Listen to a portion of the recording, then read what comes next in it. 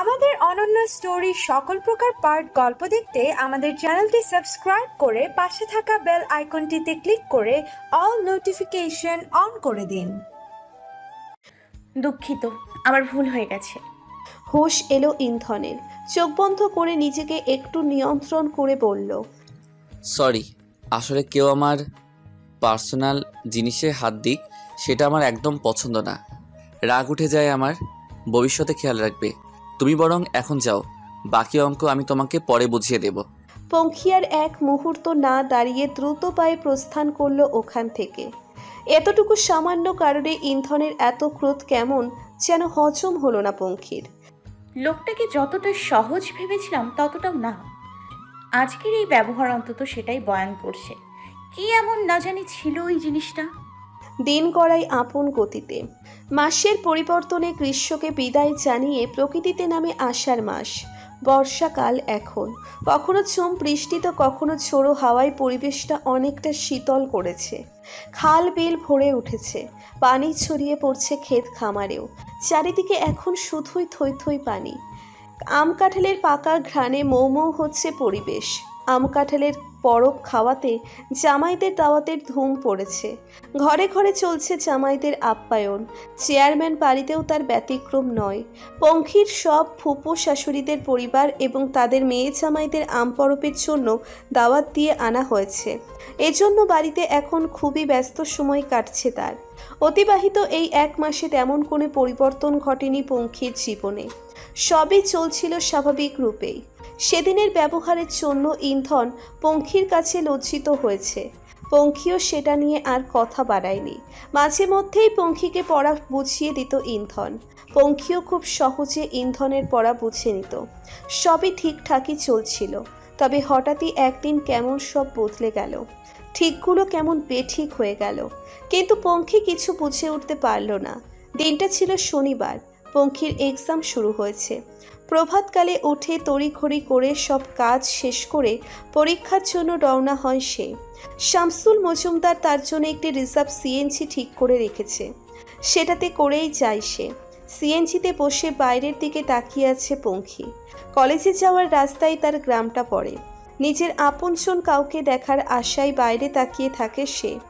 যদিও তার আপনজন বলতে কেই বা আছে, তবুও বাবা ভাই যেমনই হোক তবুও তার আপনজন বলতে এরাই। রাস্তার মাঝে মধ্যে কাউকে দেখতে পেলে সিএনজিটা দাঁড় করিয়ে একটু কথা বলে নেয় তাদের সাথে। আজও সেই আশায় বাইরে তাকিয়ে আছে পঙ্খি। হঠাৎ কিছু একটা দেখে চমকে গেল সে। তড়িঘড়ি করে সিএনজিওয়ালাকে থামাতে বলল। সিএনজি থামতেই গাড়ি থেকে নেমে সামনে তাকালো পঙ্খি। না, সে ভুল দেখছে না। ইন্ধন যে ওর বড় ভাইয়ের কলার ধরে ঝাঁকাচ্ছে সেটা সে স্পষ্ট দেখতে পাচ্ছে। পঙ্খি দ্রুত এগিয়ে গেল ওদের কাছে। ইন্ধনের হাত সরিয়ে দেওয়ার চেষ্টা করে সে বলল, আরে আরে, আপনি আমার ভাইকে কেন মারছেন? কি করেছে সে? ছাড়ুন বলছি। পঙ্খির কথা ইন্ধনের কর্ণপাত হতেই তার হাত থমকে গেল। বিস্ফোরিত চোখে তাকালো সে পঙ্খির পানে। বোরখা পরাই পঙ্খির মুখ ঢাকা। ইন্ধন বিস্মিত কণ্ঠে বলল, ভাই মানে তুই কি সত্যি ওর বোন? হ্যাঁ, উনি আমার বড় ভাই, কিন্তু আপনি তাকে মারছেন কেন? ইন্ধনের চোখে মুখে যেন অসীম অস্থিরতা ছেয়ে গেল। চোখের সাদা পরদে ছেয়ে গেল লাল লালিমা। সে কিছুক্ষণ থমকে তাকিয়ে থেকে শুকনো ঢোক গিলে বলে উঠল, তো তোমার নাম কি? আরে ভাইয়া, আমাকে চিনছেন না? আমি পঙ্খি। পঙ্খি মুখের নেকআপটা উঁচু করে নিচের মুখটা দেখালো। মুহূর্তেই যেন বজ্রপাতের ন্যায় দগ্ধ হয়ে গেল ইন্ধনের মুখশ্রী। শরীরের ব্যালেন্স হারিয়ে দুকদম পিছিয়ে গেল সে। দুই হাতে নিচের চুল টেনে ধরে অশান্ত চোখে এদিক ওদিক তাকাতে লাগলো। তারপর হঠাৎ কিছু না বলে দ্রুত পায়ে ওখান থেকে চলে গেল। পঙ্খি ইন্ধনের এমন অদ্ভুত আচরণের হেতু খুঁজে পেল না। সে তার ভাইয়ের দিকে তাকিয়ে বলল, কি হয়েছে ভাই? উনি আপনাকে মারছিল কেন? পঙ্খির ভাইয়ের মুখাবয়ব কেমন ফ্যাকাশে হয়ে গেল। সে জোরপূর্বক হাসার চেষ্টা করে বলল, আরে কি জানি, টেলা মানুষজন না করে মন মতলব কেবা হইরা হমু, বলা নাই কয়া নাই আইসাই মারা শুরু করলো। আমি তো কিছুই করি নাই। পঙ্খির বিষয়টাই যথেষ্ট খটকা লাগলো। এভাবে শুধু শুধু তো উনি এমন করবেন না। কিছু একটা তো অবশ্যই হয়েছে। পরীক্ষার সময় চলে যাচ্ছে, তাই আপাতত সে আবারও কলেজের দিকে রওনা হলো। পুকুর পাড়ে বসে মোবাইল দেখছিল ছায়া। আজ সে আরও কয়েকটা বিনোদনমূলক ভিডিও আপলোড করেছে, সবগুলোই গ্রামের সব মজাদার কাজকর্মের। কয়দিনেই তার চ্যানেলে অনেক ফলোয়ার হয়ে গেছে। সবাই তার ভিডিওতে অনেক লাইক কমেন্ট করছে। নিজের মাঝে একটা জনপ্রিয়তার ভাব এসে গেছে তার। বসে বসে কমেন্টের রিপ্লাই করছে সে। তখনই হঠাৎ পাশ থেকে পুরুষশালী কণ্ঠে কেউ বলে উঠল, ইউ আর আন্ডার অ্যারেস্ট। চকিত হয়ে মাথা তুলে তাকালো ছায়া। ওর সম্মুখে দাঁড়িয়ে থাকা পুলিশের পোশাক পরিহিত শাকিলকে দেখে মুখ কুঁচকালো সে। ঝাঝালো সুরে বলল, আপনি এখানে কি করছেন? আর কি বলছেন এসব আবোল তাবোল? কি ভেবেছেন পুলিশ হয়েছেন দেখে কি ভয় পেয়ে যাব আমি? আজাইরের ঢং দেখাতে আইছে। শাকিল ওর হাতে থাকা পুলিশের লাঠিটা আর এক হাতে হালকা বাড়ি দিতে দিতে বলল, ঢং দেখাচ্ছি নাকি সত্যি সত্যি তোকে জেলে ভর্তি শিখছি তা এক্ষুনি দেখতে পাবি। জেলে বসে যখন চাক্কি পিসিং করতে করতে বুড়ি হয়ে যাবি, তখন দেখবি কে ঢং কাকে বলে। জেলে বসে বসে গান গাইবি, আমি বন্দি কারাগারে, তখন আমি তোকে দেখতেও আসবো না। উফ, বললেই হলো। আমি করেছিটা কি? আমার অপরাধ কি? অপরাধ কি তাই না? এই যে বিনা অনুমতিতে মানুষের ভিডিও বানিয়ে সোশ্যাল মিডিয়ায় আপলোড দিচ্ছিস, জানিস এটা কত বড় আইনগত অপরাধ? অ্যাটেম্প টু মার্ডারের চেয়েও বড় আইন। কমসে কম 14 বছরের জেল তো পাক্কা, তার উপর আবার ফাঁসি টাসিও দিতে পারে, বলা যায় না। বেচারি ছায়া সত্যি সত্যি ভয় পেয়ে গেল। ভয়ে কলিজা শুকিয়ে এলো তার। সে কি সত্যি সত্যি জেলে যাবে? না না, আমি জেলে যেতে চাই না। শাকিলের দিকে তাকিয়ে ভীতু স্বরে বলল, দেখুন, আমার ভুল হয়ে গেছে, এবারের মতো মাফ করে দিন না। আপনি আমার ভাইয়ের মতো, তাই না? চুপ! ভাই হইব তোর মায়ের পোলা, আরেকবার ভাই কবি তো এক্কেরে ফাঁসিতে লটকায় দিব। শোন, মার্ডার করলে তাও তোরে বাঁচাইতে পারবো, তবে আমারে ভাই কইলে তোরে আমি নিজে ফাঁসি দড়িতে ঝুলাই দিব। কত একটা বলছিলাম কি, আমরাই তো কিছু নিয়ে দিয়ে মামলা রফাদফা করলে হয় না? কি তুই একটা ইমানদার পুলিশ অফিসারকে ঘুষ দেওয়ার চেষ্টা করছিস? এখন তো জেল পাক্কা। না না, দয়া করে জেলে নিয়েন না, এবারের মতো মাফ করে দিন। আপনি যা বলবেন তাই করব। শাকিল বাঁকা হেসে বলল, ঠিক আছে, যেহেতু এত অনুনয় করছিস তাই একটা সুযোগ দিচ্ছি তোকে। আমি যা বলবো তাই শুনবি তো? হ্যাঁ হ্যাঁ, বলুন না, আমি সব মানব। ঠিক আছে, আজ থেকে রোজ বিকাল 4টায় নদীর ঘাটে আসবি। কেন? কেন আবার? হাজিরা দিতে। কেসটা যেহেতু আমি পার্সোনালি রফাদফা করছি, তাই পুলিশ স্টেশনে না এসে তুই নদীর ঘাটে আমার সাথে দেখা করে হাজিরা দিবি। হাজার হলেও আমরা একই শরিকের লোক, তাই তোর জন্য না হয় একটু কষ্টই করলাম। যদিও এর জন্য আমি আমার চাকরির সাথে গাদ্দারি করছি, তবুও তোর জন্য না হয় এই অপরাধের বোঝাও বয়ে বেড়াবো। সহজ সরল ছায়ার মনে শাকিলের জন্য সহমর্মিতা জেগে উঠল। আহারে, বেচারা ওর জন্য এত বড় রিস্ক নিচ্ছে, আর শাকিল মনে মনে হেসে কুটি কুটি হচ্ছে। আর এই গর্ধবটাকে বোকা বানানো তো রুটি বানানোর চেয়েও সহজ। ওদের কথার মাঝেই হঠাৎ পেছন থেকে কেউ ভারী গম্ভীর কণ্ঠে বলে উঠল, শাকিল, তুমি এখানে কি করছো এখন? পাশে তাকিয়ে সাদা পাঞ্জাবি পরা শামসুল মজুমদারকে দেখে দুজনেই একটু ভীতিতে পড়ে গেল। শাকিল আমতা আমতা করে বলল, আসলে চাচা, আমি ইন্ধনের কাছে এসেছিলাম, ওকে দেখছিলাম না, তাই ছায়ার কাছে ওর কথা জিজ্ঞেস করছিলাম। হ্যাঁ, তো ফোন করতে, তাহলে তো জানতে পারতে। যাই হোক, ইন্ধন এখন বাড়িতে নেই। আর শোনো, এরপর থেকে ইন্ধনের সাথে দেখা করার দরকার হলে বাইরে দেখা করবে। বাড়ির অন্দরে বউ জিরা থাকে, তাই এভাবে হুট করে বাড়ির ভেতরে ঢোকা শোভাদায়ক না। আশা করি বুঝতে পারছো। জি চাচা, বুঝতে পেরেছি। আমি সামনে থেকে খেয়াল রাখবো। এখন আসি, আসসালামু আলাইকুম। কথাটা বলেই শাকিল দ্রুত ওখান থেকে প্রস্থান করল।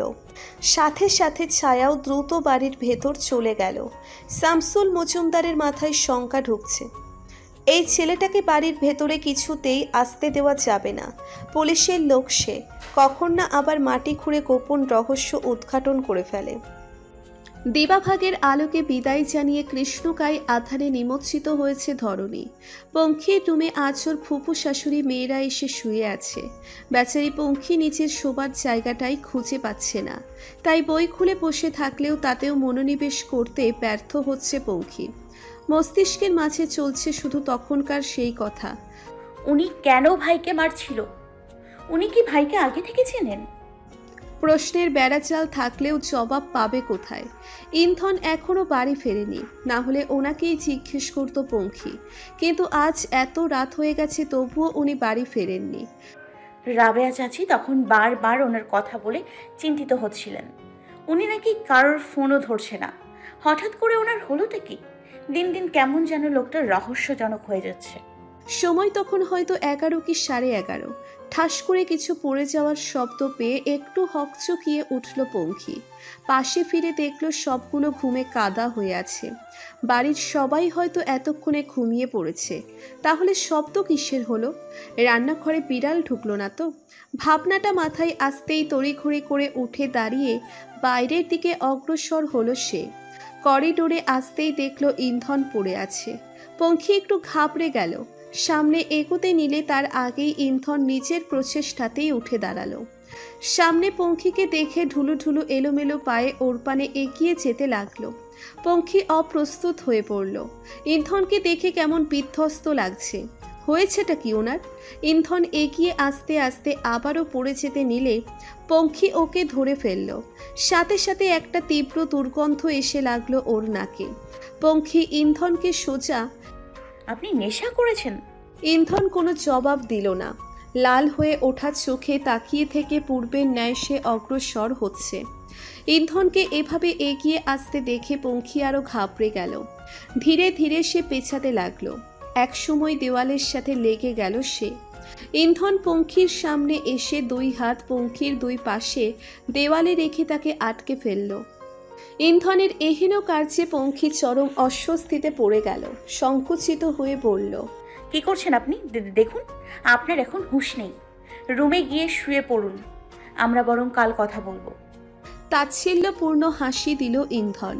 মুহূর্তেই তার মুখশ্রী কঠিন আকার ধারণ করল। চোয়াল শক্ত করে সে বলল, দেখছিলাম সর্বনাশীদের চোখের ভাষা কেমন হয়। আর কি বললে তোমার সাথে কথা? তোমার এই কুৎসিত চেহারাটাও এখন আমার জন্য বিষাক্ত বিষ। কথা তো দূরের কথা, তোমার চেহারাও আমি দেখতে চাই না। Just get lost. কথাটা বলেই ইন্ধন পঙ্খিকে ধাক্কা দিয়ে চলে গেল। মেয়েটা যে পড়ে গিয়ে হাতের কনুইয়ে ব্যথা পেল সেটা একবার ফিরে তাকিয়েও দেখল না। পঙ্খি হতবিহ্বল হয়ে গেল। শত ভেবেও সে ইন্ধন এই আচরণের হেতু উদ্ধার করতে পারল না, না পারল মেনে নিতে। বিনা অপরাধে তাকে এভাবে শাস্তি দেওয়াটা সে কিছুতেই মানতে পারছে না। ইচ্ছে করছে এখনই গিয়ে লোকটার কাছে এই দুর্ব্যবহারের জবাবদিহি চাইতে। তবে ওনার এখন হুঁশ নেই। এখন কিছু বলতে গেলে হিতে বিপরীত হবে। তাই পঙ্খি উঠে দাঁড়িয়ে হাতের কনুই ডলতে ডলতে নিচের রুমে প্রবেশ করল। তবে মাথার ভেতর থেকে কিছুতেই এই ভাবনা দূর করতে পারছে না। হঠাৎ করে উনি এমন আচরণ কেন করলো আমার সাথে? আর তখন সর্বনাশী কেন বললেন আমাকে? কি এমন করলাম আমি? পূর্ব দিগন্তে সূর্যের আলো প্রতীয়মান হয়ে প্রদোষকালকে ধীরে ধীরে বিদায় জানিয়ে দিল। অভ্যেসের বশীভূত পঙ্খি নিত্যকার ন্যায় আজও প্রাতকালেই নিদ্রা ছেড়েছে। সালাত আদায় আর কোরআন তেলাওয়াত শেষে একটু ব্যালকনিতে এসে দাঁড়ালো সে। রাতে যে বৃষ্টি হয়েছে এই ভেজা গাছের পাতা তার সাক্ষী দিচ্ছে। এক শীতল স্নিগ্ধ বাতাস ছুঁয়ে গেল তার সর্বাঙ্গে। বর্ষাকাল পঙ্খির প্রিয় মৌসুম। ঝুম বর্ষা তার অনেক ভালো লাগে।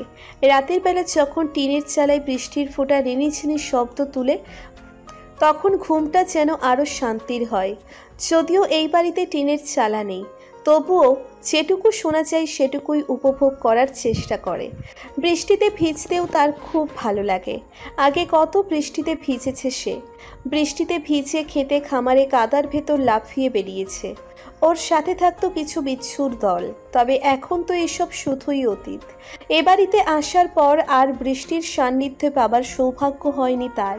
শুধু এই ব্যালকনি থেকেই দেখতে হয়েছে। দীর্ঘশ্বাস ছেড়ে ব্যালকনি ত্যাগ করল পঙ্খি। ছায়া আর ওর ফুপু শাশুড়ির মেয়েগুলো এখনও তন্দ্রা ঘোরে। নামাজের জন্য কতবার করে ডাকলো তাদের, কিন্তু কেউই উঠল না। নড়ে চড়ে আবারও ঘুমিয়ে পড়েছে তারা। পঙ্খী হতাশার নিঃশ্বাস ছেড়ে তার কাজে লেগে পড়ল। ঘরের মেঝে ঝাড়ু দিয়ে রান্নাঘরের দিকে এগুলো সে। রান্নাঘরে এসে সকালের খাবারের আয়োজনে লেগে পড়ল। একটু পরে কণিকা এলো রান্নাঘরে। সেও রান্নার কাছে হাত লাগালো। কণিকার মুখে কাপড় বাঁধা দেখে পঙ্খী ভ্রু কুঁচকে বলল, কি হয়েছে ভাবি? এভাবে মুখ বেঁধে রেখেছেন কেন? মুখে কিছু হয়েছে? কণিকা আমতা আমতা করে বলল, না, তেমন কিছু না, আসলে গ্যাসের গন্ধ সহ্য হচ্ছে না আমার, তাই নাক ঢেকে আছি। কণিকার এই ব্যাপারটাও পঙ্খীর মনে আবারও গর্ভবতীর দিকেই ইশারা করলো। তবুও কিছু বলল না সে। আবারও যদি কণিকা রেগে যায় এই ভেবে। ঠিকমতো কোনো কিছু না জেনে শুধু সন্দেহের বশে কারোর ব্যক্তিগত ব্যাপারে নাক গলানো ঠিক হবে না। একটু পরে রাবিয়া আর জাহানারাও এলো রান্নাঘরে। জাহানারা কি কি খাবার রান্না হবে তার বর্ণনা দিয়ে দিল, এবং রাবিয়া আর জাহানারাও ওদের সাথে কাজে হাত লাগাচ্ছে। পঙ্খী খেয়াল করলো জাহানারা বেগমের চোখ মুখ কেমন ফ্যাকাশে হয়ে আছে। পঙ্খী চিন্তিত সুরে বলল, আম্মা, আপনার কি শরীর খারাপ? কেমন যেন দেখাচ্ছে আপনাকে। জাহানারা সব সময়ের মতোই ঝাঝালো সুরে বলে উঠল, এত আদিক্ষেতা দেখাতে হইব না, নিজের কাজ নিজে কর। পঙ্খী দীর্ঘশ্বাস ছেড়ে দ্রুত হাত চালানোর চেষ্টা করছে। মেহমান থাকায় রান্নার চাপ বেশি। ওর আবার পরীক্ষাও দিতে যেতে হবে। এত কাজের চাপে ঠিকমতো পড়ার সময় পায়নি। যাই বা পড়েছে, এখন আবার সময় মতো পরীক্ষায় উপস্থিত থাকতে পারলে হয়। রান্না শেষে টেবিলে খাবার পরিবেশন করছে পঙ্খী। ধীরে ধীরে সবাই এসে বসলো খাবার টেবিলে। একটু পরে ইন্ধনও এলো। ইন্ধনকে দেখে কাল রাতের কথা মনে পড়ে গেল পঙ্খীর। মনে মনে ভীষণ ক্ষোভ হলো তার লোকটার প্রতি। ওই দুর্ব্যবহারের কারণ জানতে ইচ্ছে হলো, তবে সবার সামনে এখন সেটা সম্ভব না। তাই চুপ করে রইল সে।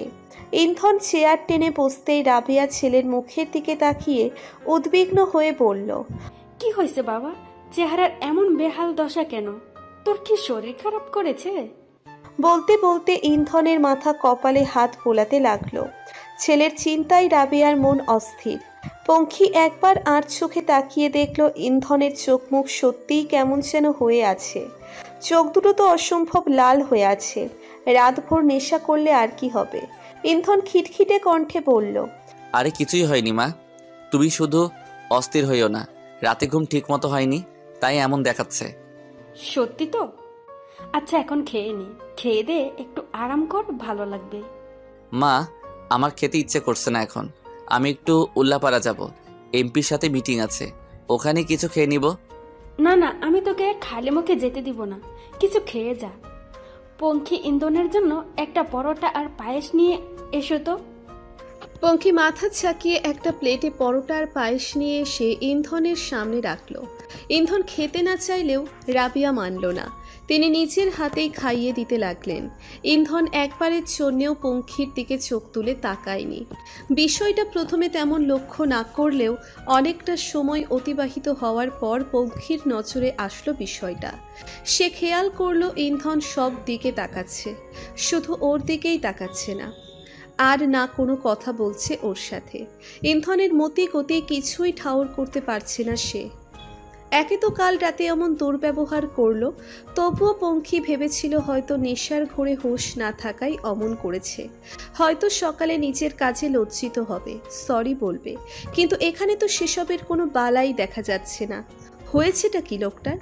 যাক, যা খুশি হোক, এসব ভাবার অযথা সময় নেই পঙ্খীর। তার এখন জলদি পরীক্ষার জন্য বের হতে হবে। খাবার পরিবেশনের কাজ শেষ করে পঙ্খী শাশুড়ির উদ্দেশ্যে বলল, আম্মা, আমি এখন তাহলে বের হই, না হলে পরীক্ষায় দেরি হয়ে যাবে। জাহানারা কিছু না বলে শুধু মাথা নেড়ে সম্মতি জানালেন। পাশ থেকে তখন পঙ্খীর ফুপু শাশুড়ি জুলেখা বলে উঠল, ভাবি, তোমাদের মনে হয় না তোমরাও কি একটু বেশি ছুটতিস? বিয়ে হয়ে গেছে, এখন আবার কিসের পড়াশোনা? পড়ালেখা করে কি উনি ব্যারিস্টার হয়ে যাবে নাকি? ওকে দিয়ে কি আমরা চাকরি করে খাওয়াবো নাকি?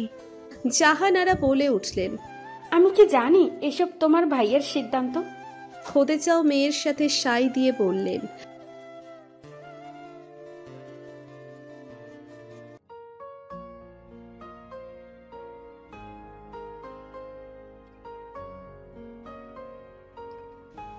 হ্যাঁ ভাই, মা তো ঠিকই বলেছে। আর তাছাড়া একটা যুবতী বিধবা নারীকে এভাবে বাইরে ছেড়ে দেওয়া ঠিক হচ্ছে? পরে না আবার বংশের মুখে চুনকালি লাগায়। পঙ্খী মাথা নিচু করে শুধু এদের কথা শুনে যাচ্ছে। মন তার অনেক কথাই বলতে চাইছে, তবে চাইলেও যে অনেক কিছু করা যায় না। তবে ওদের কথার মাঝেই হঠাৎ ইন্ধন ঠাস করে উঠে দাঁড়ালো। এতটাই জোরে দাঁড়ালো যে চেয়ারটাও পেছনে উল্টে পড়ে গেল।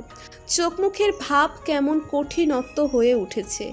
ইন্ধনের এভাবে হঠাৎ উঠে দাঁড়ানোয় সবাই ওর দিকে তাকালো। তবে ইন্ধন শুধু ওর মায়ের দিকে থমথমে গলায় বলল,